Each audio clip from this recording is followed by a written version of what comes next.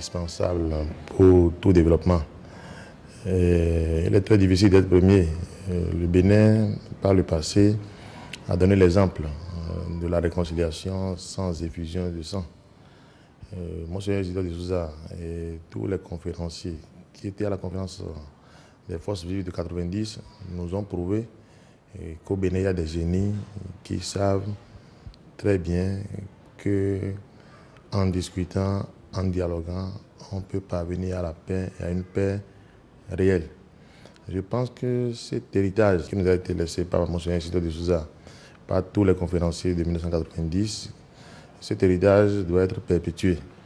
Et aujourd'hui, au Bénin, nous avons l'impression qu'on semble oublier un peu que nous avons été les pionniers en Afrique de ce système qui consiste à faire en sorte que toutes les fois qu'il y a des problèmes, on s'assoit, on discute et on avance. Et aujourd'hui, nous en sommes encore capables. Je voudrais inviter tous les Béninois, toutes les Béninoises à comprendre que rien ne vaut la discussion, que rien ne vaut le dialogue et que le pays est à nous tous. Nous sommes tous Béninois, le pays est un et que l'union sacrée doit être de mise pour les Béninois et pour les Béninoises. Je voudrais finir par ceci et par une prière. La paix, Seigneur, la paix, non pas celle qui vient du monde, mais celle qui vient de toi. Parce que c'est celle qui vient du monde et qui consiste à préparer d'abord la guerre. Mais la paix qui vient du Seigneur est une paix réelle, et une paix qui fait en sorte que la paix, toutes les fois, fait la paix. Je voudrais inviter les Béninois.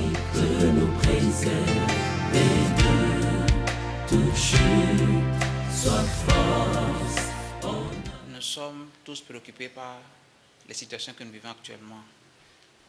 Je voudrais, au nom du Seigneur, inviter surtout les jeunes et leur rappeler que les frustrations que nous vivons tous sont grandes. Les incompréhensions sont nombreuses, mais rien ne vaut de pouvoir se contrôler et de ne pas laisser tout ce qui se passe nous faire basculer dans la violence. Que les jeunes ne se laissent pas manipuler. Ne laissez personne vous conduire à des situations où, pour un peu de gain dans le présent, vous allez être acteur d'une situation qui va vous dépasser. Et votre avenir à vous est encore devant vous. Ne prions pas seulement en nous croisant les bras comme si Dieu viendra nous réconcilier. Il faut que nos cœurs se déplacent les uns envers les autres. Un des désaccords, mais que les désaccords ne nous conduisent pas à créer des problèmes de personnes. Essayons de nous rappeler que nous sommes tous fils et filles de même Dieu, tous fils et filles d'une même patrie. Troisièmement, je pense quand même que nous n'avons pas tous les mêmes pouvoirs au sein de la cité. Certains ont plus de pouvoir que d'autres. Plus grand est notre pouvoir, plus grande est notre responsabilité. Qu'il ne soit pas dit que c'est autant de telles personnes que telle chose grave est arrivée au Bénin. Et ça, ceux qui ont plus de pouvoir ont une plus grande responsabilité. Rappelez-vous que la réconciliation a été possible par le passé parce que ceux qui avaient le plus de pouvoir, notamment un Kérékou, malgré tout ce qu'on peut lui reprocher, a accepté d'écouter et de dire vraiment, je reconnais, je confesse même, a-t-il dit.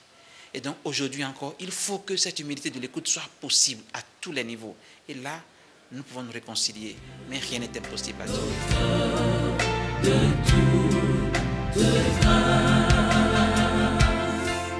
À celui qui peut nous préserver de toute chute, sa force.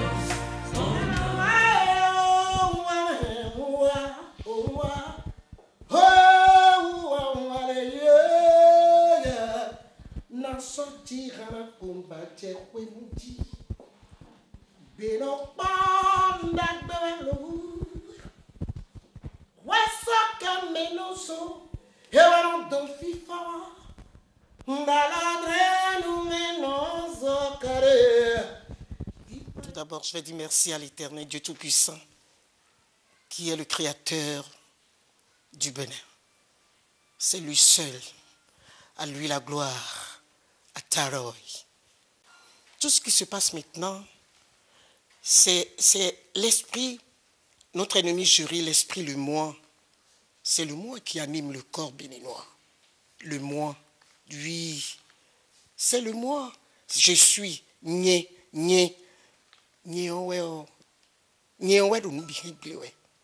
alors, je dois dire à tout un chacun de nous et que nous sommes sur une pente. Nous sommes sur une pente. Il ne faut jamais que nous-mêmes, par notre volonté, par le moi, par l'esprit, par l'esprit hautain qui nous anime, nous pousse vers le carnage. Jamais. Le Béninois, il est conscient. Je sais que le Béninois est conscient. Le Béninois est franc en lui-même. Seulement, quelque chose nous gêne. Ne pas reconnaître la valeur de l'autre, c'est tout. Que tout un chacun de nous ait cette présence d'esprit de dire, mon frère, ma soeur, mon cousin, ceci, il veut ça. Il faut quand même qu'on se comprenne et qu'on se donne la main. Parce qu'il est temps maintenant, il est temps de se dire que nous sommes des frères. De vrai, hein, il ne faut pas s'amuser. Il est temps de se donner la main. Il est temps de se regarder. Oui, c'est nous. Il est temps de se dire. Il est temps de se regarder. Il est temps de se pardonner, chers frères et sœurs. Et il est temps de se réconcilier. Le pardon, ça engendre la réconciliation.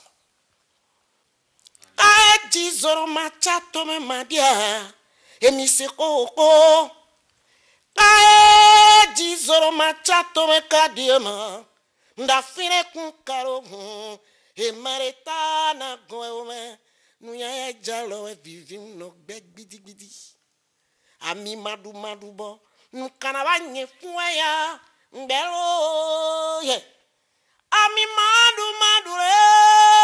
banu chekabanye fuya enewe vivim no bidi ewe ndo koliji bokaro mi veme ao beninu alelo ye oya ro koliji boro mi veme ao mau sedagbeche. Moi, je pense que chaque Béninoise et chaque Béninois doit savoir qu'il n'y aura aucun ailleurs meilleur pour nous si chez nous s'embrasait. Donc, je voudrais exhorter en cette semaine de la réconciliation que nous célébrons au niveau du réseau des anciens gessistes du Bénin, je voudrais exhorter chacun et chacune à l'esprit de pardon, que nous puissions laisser diminuer nos orgueils pour laisser le Christ prendre la grandeur de nos êtres et nous élever au-dessus du mal de la division, du mal de la haine et du mal de la béninoiserie. Donc c'est important que nous puissions vraiment savoir que nous avons tout intérêt à sauvegarder l'unité nationale. Surtout qu'il s'agit de mémoire de Monseigneur de Souza, qui fut pour nous une sorte d'icône, en quelque sorte, historique.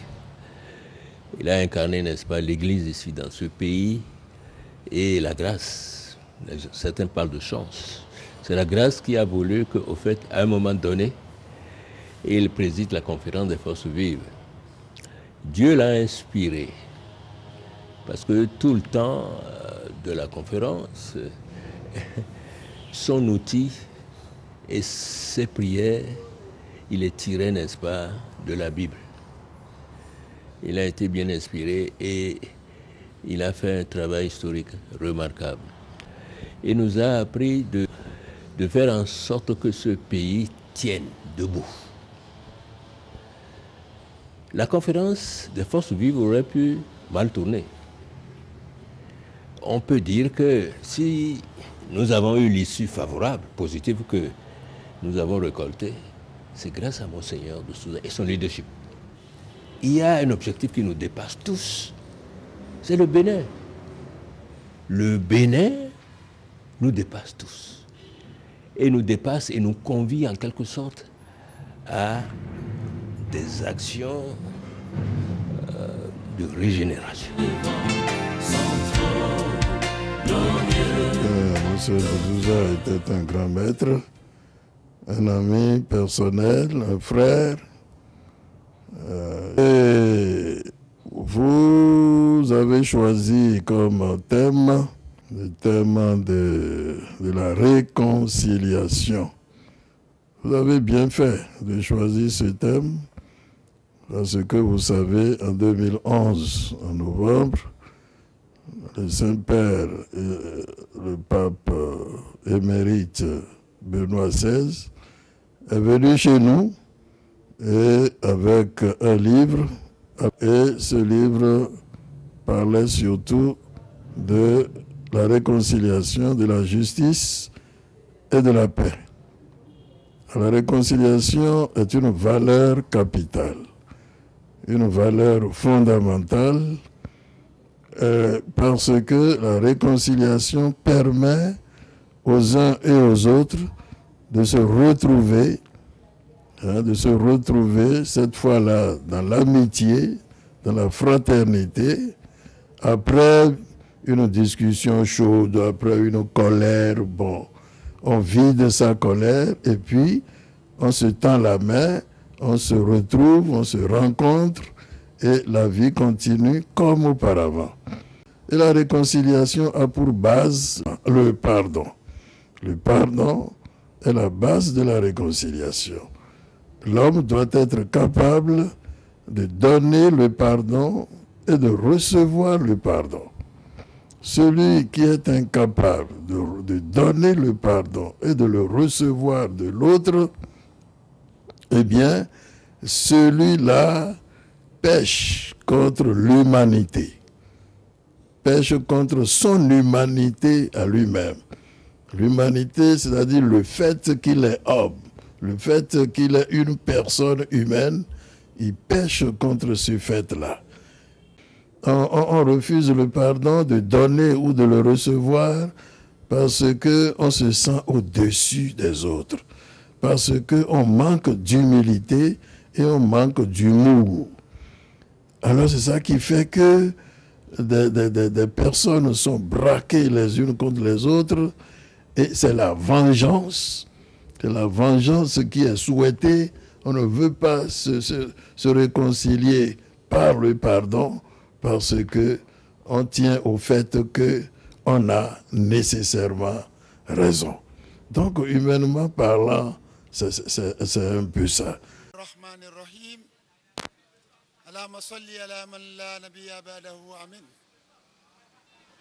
Au nom de Dieu, le tout clément, le très miséricordieux, louange à Dieu qui a créé l'univers à sa manière. Il dit, Inna khalaqnakum min zakarin wa unsa. Je vous ai créé blanc, jaune, rouge, beau, vilain, vilaine, riche, pauvre, min zakarin wa unsa, d'un homme et d'une femme. وَجَعَلْنَاكُمْ شُعُوبًا وَكَبَائِلَ لِتَعَارَفُوا. Et j'ai fait de vous, je vous ai divisé en communautés, en ethnies, en langues, en races, لِتَعَارَفُوا, pour que vous disiez, celui-ci c'est telle race, ça c'est le chinois, ça c'est l'américain, ça c'est le béninois, ça c'est l'angolais, ça c'est le congolais, لِتَعَارَفُوا, pour que vous vous entreconnaissiez, parce que à partir de maintenant, vous n'allez plus vivre comme des animaux. Nous devons vivre en harmonie, en symbiose et s'aimer réciproquement. Dans ta chambre, choisis ce que tu veux, mais dans la rue, respecte le feu rouge. Respecte le feu rouge et respecte la couleur de l'autre. Si ça ne te plaît pas, ne passe pas par son chemin. Cherche un autre chemin. Si le sud est chaud, va au nord. Si le nord est chaud, reviens à l'ouest. Les 4 points cardinaux ne peuvent pas être chauds le même moment et à la même heure. C'est pourquoi l'homme, dans sa vie, doit savoir comment il va s'opérer, comment il va s'autogérer pour vivre en symbiose avec son entourage. Ceux qui ont déjà tout ce qu'on doit avoir doivent savoir que quand l'heure sonne et qu'ils sont rassasiés, ils n'ont qu'à se lever et céder le plat à ceux qui viennent de commencer. C'est pourquoi je demande à Dieu de faire entrer la sagesse dans le cœur des aînés qui ont déjà dépassé 60 ans pour qu'ils comprennent qu'un jeune qui se promène à 30 ans, c'est notre problème à tous et qu'on doit tout faire pour que ces jeunes-là soient insérés, pour qu'on s'asseye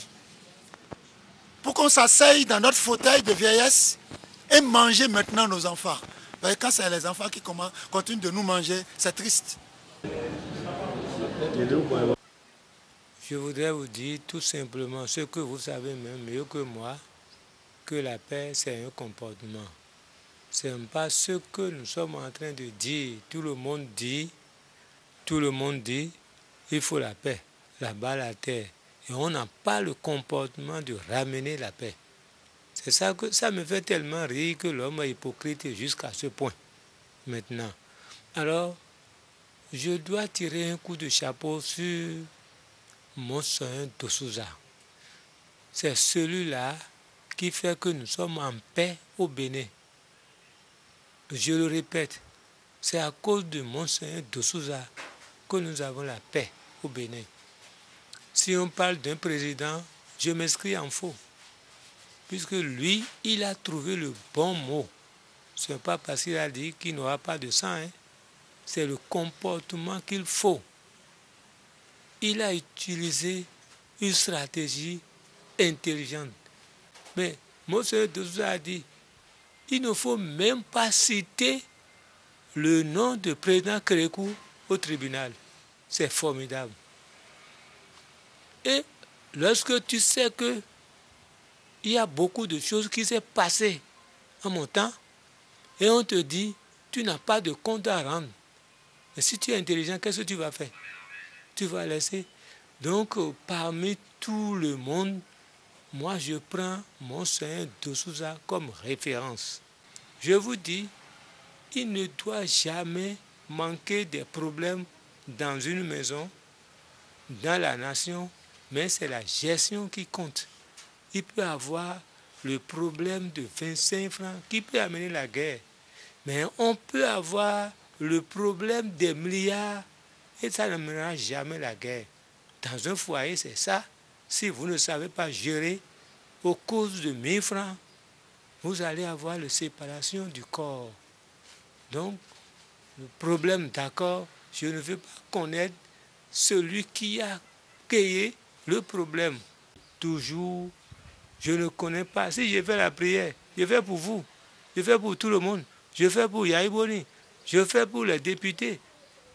Et je dis, nous tous, nous devons conserver la paix sans dire celui-là, il est chrétien, celui-là, il est vaudou, celui-là, il est ceci. Non, c'est comme ça que moi je pense que nous pouvons avoir la paix et la paix tranquille. Ce n'est pas au mot. Tout le monde dit bas la terre. Et tu dis bas la terre et tu commences à jouer en même temps. Ça, c'est l'hypocrisie.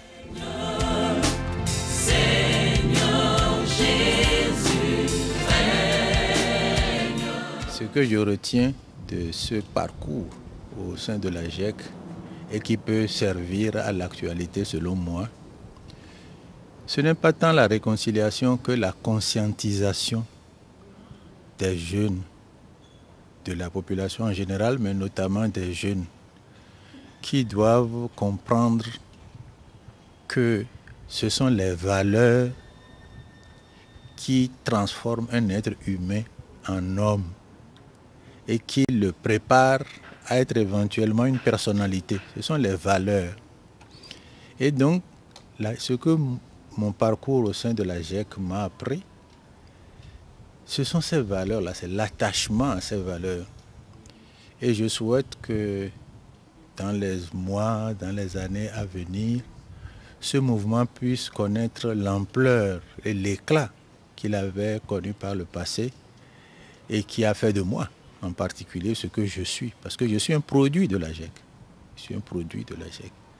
Et je voudrais que dans les mois et semaines, années à venir, les jeunes puissent s'investir dans des mouvements du genre. Ils peuvent en choisir d'autres, mais ils peuvent s'investir dans des mouvements qui prônent des valeurs et qui préparent donc les bons citoyens, les dirigeants, les personnes qui s'impliquent dans l'action publique.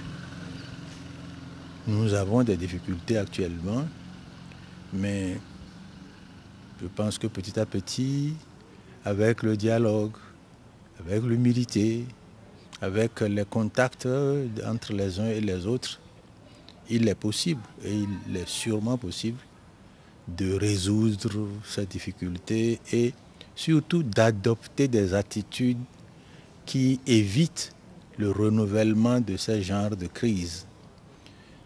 Mon souhait, mes vœux pour la GEC, c'est des vœux d'enracinement au sein de la jeunesse. C'est des vœux de promotion des valeurs humaines. C'est des vœux de distanciation par rapport à l'argent. Vous savez, j'ai suffisamment connu de riches pour dire que le bonheur n'est sûrement pas là. Il faut se construire. Et je souhaite que dans les mois et semaines à venir, la GEC puisse aider à dégager une armée de jeunes qui peuvent prendre les commandes de notre pays, diriger le pays dans la paix et vers la prospérité. Monseigneur de Souza est précisément le symbole de ce que je suis en train d'essayer de faire comprendre. C'est le symbole de l'incarnation des valeurs. Vous voyez? J'ai eu vraiment alors des contacts très féconds avec ce prélat et perpétuer sa mémoire au niveau des jeunes, c'est s'investir dans la GEC, précisément. C'est ça l'héritage que Monseigneur de Souza leur a laissé à eux. Et s'ils veulent, dans la foi chrétienne, s'épanouir,